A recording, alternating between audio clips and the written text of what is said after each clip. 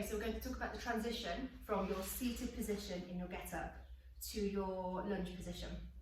So what I'd like you to imagine is if you come into your position where you've rolled onto your hand, what I'd like you to imagine is that you've got a line, like a chalk line, paint one if you want, get a piece of chalk and put a line on the floor, between your heel, this standing heel here, and this hand. So you've got a straight line. Okay, so when you look down, you can see that imaginary or real straight line. You're going to stomp down into this foot and this hand, and these become your structure. And then that line, you're going to get this knee back behind that line. Okay, behind the line. So when if I come into this position here, I've got this hand and this heel in a line. I'm going to come up, and you're going to see my knee come behind that line. Okay, so it's not coming onto the line.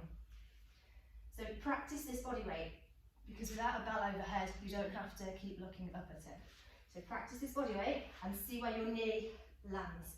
If it lands on the imaginary line, you haven't gone far enough. You need to keep going back onto that imaginary line. And that's when you can come up.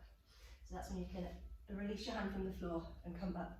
But first of all, I'd like you to work on getting your knee behind that line. So do this as many times as you need to get your knee behind the line.